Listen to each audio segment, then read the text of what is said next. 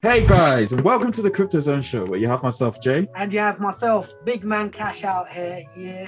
And myself, first time you'll have seen me on here, I'm Zed. Today, we've got a bit of an XRP focused video for you, and we'll be covering quite a few topics. We're going to go over, is median sentiment getting positive for XRP? Ripple and MoneyGram had a great relationship.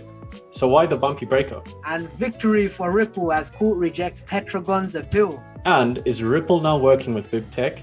And quite excitedly, what exchanges have relisted XRP and what are the positive developments on the charts? So we've got a jam-packed show for you today. Ladies and gentlemen, fratres and sorors, without further ado, let's get ready to crypto!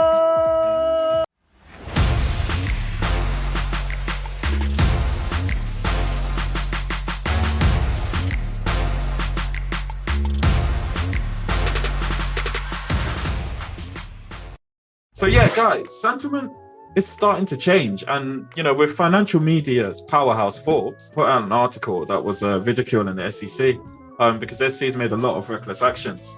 And as you know, sentiment plays a major role when it comes to price action. The better the sentiment, it tends to kind of be in line with the price action during a bull market, or a bull run, I should say.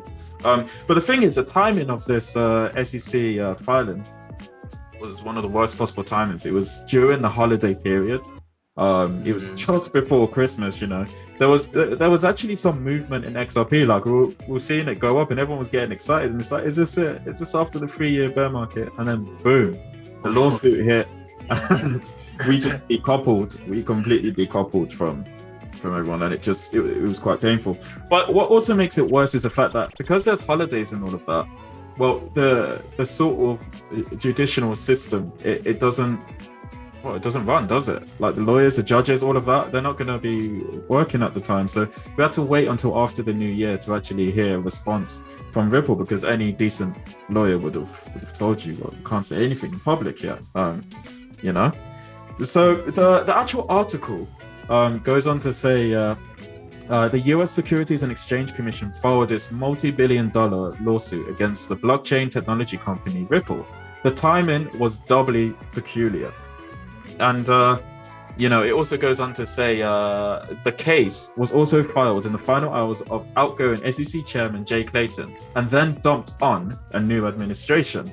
So just note that, billions of XRP has been coursing through the market, and the SEC waited 7 years, until they did this. And the actions that they've done here, the enforcement that they've sort of put here, it's caused billions of dollars of losses for investors. And the SEC sort of pride themselves as kind of protecting the investors. But then these kind of actions happen, and they really pride themselves on protecting investors. I mean, check this clip here. In today's ICO market, every woman and man at the SEC comes to work every day thinking about our Main Street investors and how to protect them. You brought... What a joke. How to protect them. Mad. Anyway. He says that with such a serious face as well. Yeah, I know, right? It's insane, dude. It's insane. But, it's one of those things where... so he just left. He dumped it. He completely dumped it on... the investor, on SEC even. And luckily, the new administration is likely to be led by Gary Gensler, So Gary Gensler, he's a lecturer, well, he was a lecturer at MIT for blockchain at some point. So that's crazy.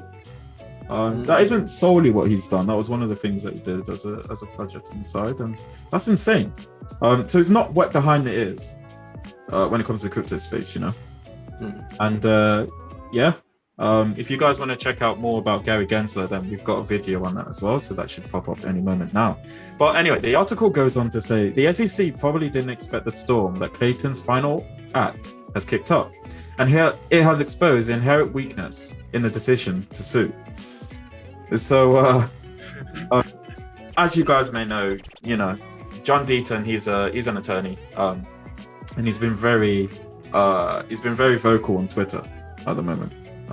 Just regarding XRP's, the situation with the SEC and all of that. And he actually filed a petition to the SEC to exclude his XRP holdings from being defined as a security. And I know on the surface of it, it might not seem that important, maybe, but he's a pretty savvy lawyer, and it's a really multi-layered move. And it was actually enough for the SEC to end up further discombobulated, really. And they responded in a way that shot themselves in the foot again. And the article actually goes on to say, last Friday, the SEC's response to Deaton landed. The SEC asked to dismiss Deaton's petition because no determination has yet been made on whether XRP is a security. Put two and two together, and the SEC is saying that Ripple and its two top executives had to have reasonable knowledge of something 7 years ago that the agency itself wasn't sure about last Friday. That's a massive My God. That is XRP a security. Yeah. That's the number one question that even the SEC don't know, right? Because as you're saying, on one front they're arguing that XRP is a security and that Brad Garlinghouse and Chris Larsen are going to have to pay some fees or whatever it is they want. But on the other front, they're arguing that actually we don't know. It's crazy. It's ridiculous. And whilst this is all going on, they're actually, it's not just a general conversation or anything like that. Like you're ending up with billions of dollars at stake here of the public's money that's literally in jeopardy. Mm-hmm. It's insanity. When you consider all of the XRP holders as well, I think it's also key to note that John Deaton's case, although he's arguing that his XRP holdings aren't security, he's actually arguing for the case of all XRP holders. Mm-hmm. So it's a class action lawsuit where I think he's got 6,000 people now on his side. Yes, yeah, roughly. Yeah, exactly. It's crazy. And not to take anything away from John Deaton, he's doing a superb job, and his efforts are, it's really exposing holes in the SEC's actions. But if we take it as, up a notch, and we actually look at Ripple's team of lawyers, they've got 21 lawyers.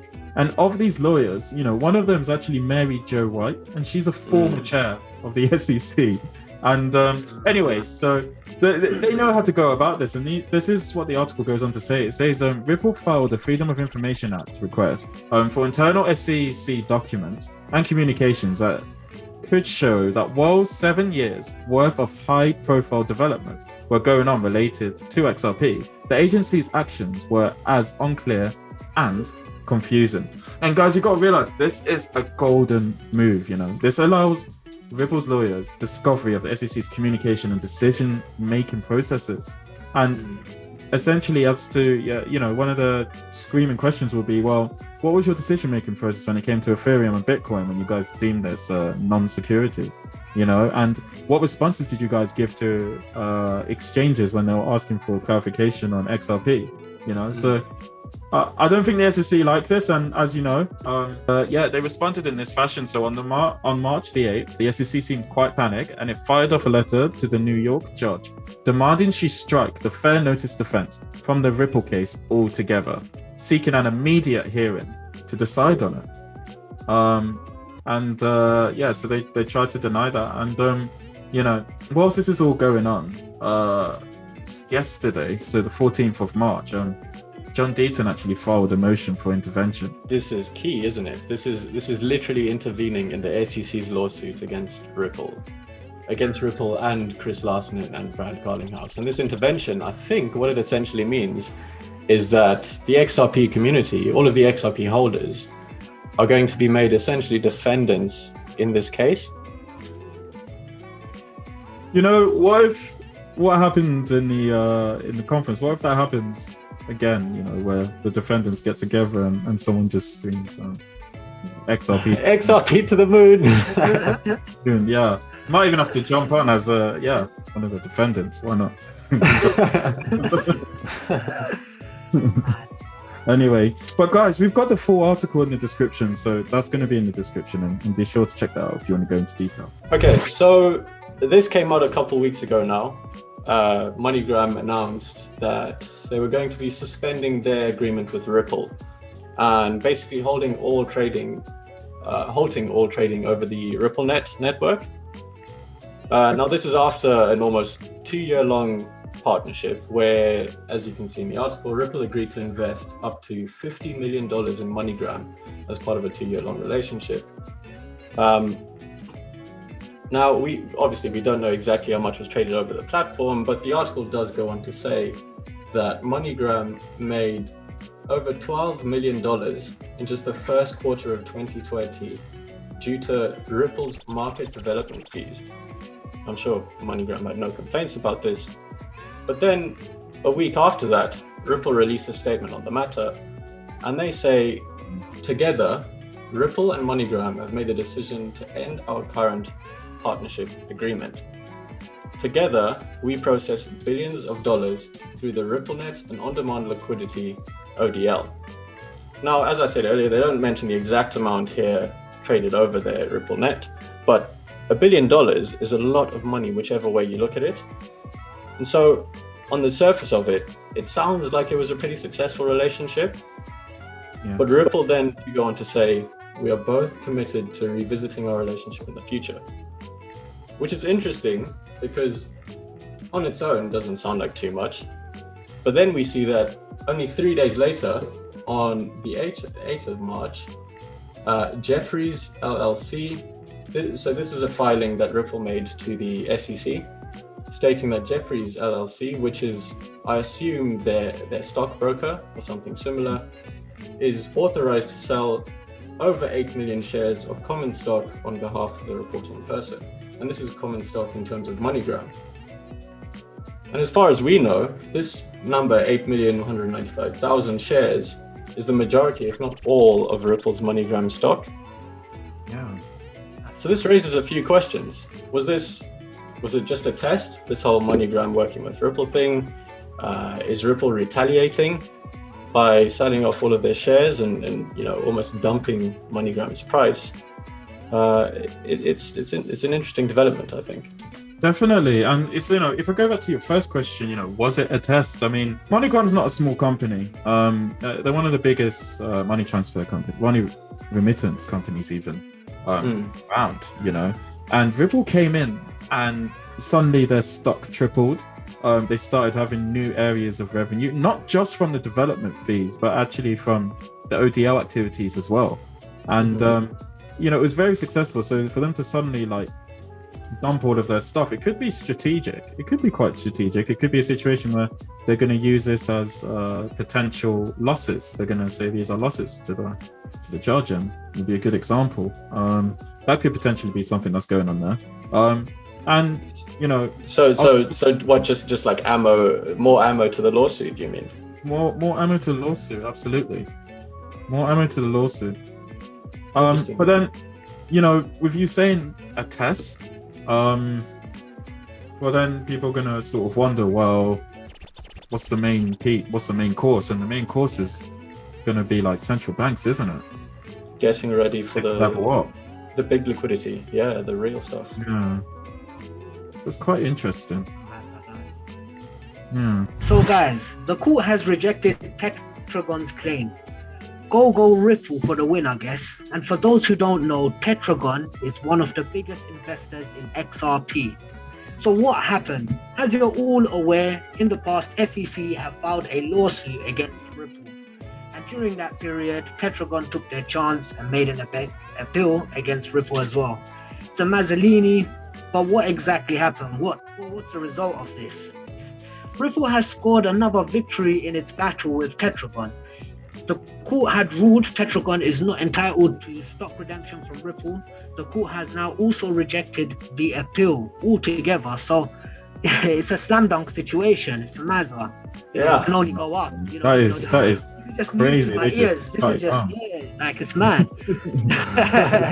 So the CNF reported the court deemed Tetragon's claim of securities default to be false, as there is currently no official ruling on the status of XRP. So no ruling, it's false.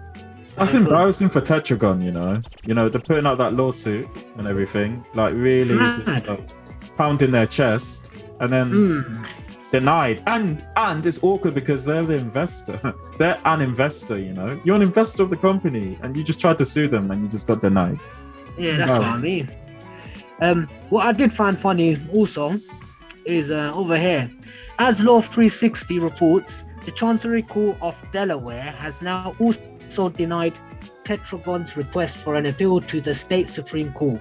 Judge Zern explained in a 12-page letter ruling that Tetragon failed to show that an appeal of their preliminary injunction involves more than review of the contract interpretation, a category that the Chancery Court has generally deemed unworthy of interlocutory appeal. So yeah, guys, it's mad. What more can I say? 12 pages. The whole article is just a laugh for me. It's good news and just, yeah. Yeah, I think it man, summarizes it. it really is a joke. Really I mean, is. and guys, if you want to read the article, the link will be in the description of the video. So do have a read. So, do you guys remember all the crypto scamming that was going around all of last year? 100%, dude. Like, it was running rampant. It was crazy. It was a Mazzolini. I mean, it was all over the place. There's these videos going around with these high net worth, high profile individuals. I think they were just snippets of videos. There wasn't actually anything related to the scam that was going on. But in these scams, they were basically asking people to send a certain amount of whichever cryptocurrency, and you would get double back. And there were similar scams going around Twitter. I don't know if you guys remember Apple getting hacked. There was Obama getting hacked, obviously Joe Biden as well. Elon Musk got hacked. Mad. And it's crazy because these are powerhouses. Yeah. You know, and they all suddenly got hacked, and it's about crypto. Like the actual hack was to shill crypto. It's pretty specific, right? It's weird, but I think the craziest thing about it all is that this is like the most basic sort of scam out there. This is like scam 101, rule number one. The first scam that you learn: send me something, I'll give you double back. It's like that. No one normally falls for this, right? But these guys on Twitter, it's questionable. Okay. We'll go with questionable. But I mean, these guys on Twitter, they walked away with over $120,000. That doesn't tell us how many people they scammed or how many people fell for it. But just the fact that people fell for it at all, I think that's crazy. I mean, it's still the same sort of structures. I mean, you remember the infamous BitConnect, yeah? BitConnect! Yeah! Yeah. Of course. Yeah, man. Well, there you go. Just too many people just take the opportunity, I guess. No, it's just one of them things. You got like Jay Mazzini saying, yeah, send me some BTC and I'll send you more back. And yeah, he's disappeared from the face of the planet. So there's the answer, isn't it? It's true. It's true. I mean, so anyway, this was going on for a while, and like no one really knew what was going on, who was doing it, who was behind it all. Like, I mean, most importantly, why these big tech giants, namely YouTube and Twitter, why they weren't doing anything about it. I mean, we saw some action from the community. So we know BC Backer started disabling ads on his videos. More recently, he started disabling comments too, because obviously these guys moved from the ads to the comment section for these scams. And then closer to the time, I think in around November time, Brad Garlinghouse put out a tweet actually warning his followers about these scams. But overall, nothing really from the social media platforms. The only real action was taken by Ripple when they decided to sue YouTube for not enforcing their own policies. So here we can see a tweet by Brad Garlinghouse a few days ago where he says, last year, Ripple and I sued YouTube for failing to enforce its own policies by allowing fake accounts, impersonating my and Ripple's verified accounts, to conduct XRP giveaway scams. We've now come to a resolution to work together to prevent, detect, and take down these scams. And so he's basically saying, obviously they've come to some sort of settlement, the details are undisclosed, but basically they've come down to an agreement to work together to prevent, detect, and take down these scams. And again, we don't know exactly what that means, but I think we can all agree this is a great outcome for the entire crypto space. Absolutely, dude. And, it's It's Ripple to the rescue. Man, Always. definitely, man. I hope they can work together and, you know, stop these scammers, sort it out. So as you guys may or may not, but you probably do know because you're watching this video, XRP, all the trading was halted on exchanges, and it was even delisted on quite a lot of exchanges. And you know, this was really because a lot of these exchanges were in fear, legal fear, really, with the SEC. You know, they've been really heavy-handed in what they're doing. So an exchange naturally is gonna steer away from anything like that. You know, it's just too much. And so whilst initially the crypto industry was panicked by the SEC's actions, it kind of appears that perspectives are starting to change in favor of XRP. And now we've got exchanges that are sort of beginning to relist XRP as the story unfolds. And one of these exchanges is Likely, and here's an email that a lot of the users received. So, dear valued user, we hope this email finds you well. We would like to inform you that upon reassessment, XRP trading and deposits have been re-enabled. Should you have any questions, please do not hesitate to contact us at support@likey.com, which is awesome. And it's hopefully this trend starts to continue. And guys, I mean, what exchanges do you anticipate relisting XRP? I mean, I think logically, for me, I think some of the next ones will be sort of like Bitstamp, the exchanges that agree, disabled. 100%. Yeah, because you know they disabled trading in America only, but carried on everywhere else in the world, sort of thing. Absolutely, yeah, definitely. Bitstamp's quite key, and also, you know, what's crazy, what we've got to realize here is that, you know, XRP hit about $3.84 without Coinbase before. And this is when the market was under $1 trillion. We're now in a situation where the market, I mean, yesterday it was 1.7 trillion. There's more institutional money in here. It's crazy. So when this gets relisted, I just think it's going to be a mammoth sort of war run that we're getting here. It's just one of those. It's something to hold on to, and this shows excitement for the market. So guys, if you're in the US or anywhere on a safe exchange, KuCoin already serves a quarter of crypto traders and accepts US citizens. So I'd say definitely give them a shout. They trade XRP on there as well, right? Yeah. Yeah, they'll have specifically for XRP. Definitely XRP especially. Yeah, so they're pretty good. But guys, hey, we're coming to your favorite part, which is it's going to be technical analysis. We're going to be talking about the prices, and I know that's one of Cash's favorite. Show me the numbers. Show you the numbers. Well, I'll say no more. So let's go back to. I'm just going to show you a video that we previously had. We put this out, and it was just essentially explaining that we are in the alt season. As you know, XRP is an altcoin, so if alt season ensues, XRP is definitely going to fill that. So check it out. And we go forward a little bit here. And this is the previous all-time high after it went crazy, right? For the alt season. Yeah, So this was 2017. You're like, this is where it got to. But look what's happening. We've got the WW, and we've now broken that all-time high, and we're now dwindling that, just like we did over here.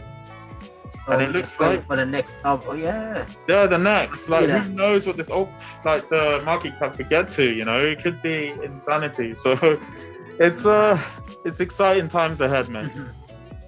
Absolutely, it's exciting times ahead. And guys, so that's what we were talking about before, and you can see that it's going past. It's not. It is quite near the previous all-time high, but to be honest, it looks like it's really making its feet, and maybe we're potentially around here. You know, it's starting to kind of look like that for altcoins. So that's going to be exciting. And how I wanted to link this into XRP is just the fact that, okay, things have been kind of boring for XRP, and you can see on the charts that it's been mostly consolidation. A lot of these small candles, but you can see that it's all really tightly knit, and it's all been following this ascending channel. And it just looks as though the moment we break out of 62 cents, it's just going to be crazy. It's going to be absolutely crazy. So it's any moment, guys. We break 62 cents, and we should hopefully have a crazy takeoff here. Cannot wait. Definitely. So guys, just remember, this is not financial advice. It's just it's what we're doing. it's what we're doing. This is what we're interested in. And Yeah. So again, this isn't financial advice. yeah, boom. You even had to say it again. Yeah. You have to make it clear, man. Like they need to know. Financial advice. So guys, you've got this far. There's just one more thing left for you to do. Please could you like and subscribe to our content? Of course, don't forget to let us know your thoughts in the comment section below. And don't forget to click the notification bell so you're made aware when we upload our next video. Peace out, guys. Thanks for watching. Cheers. Take care now. Bye.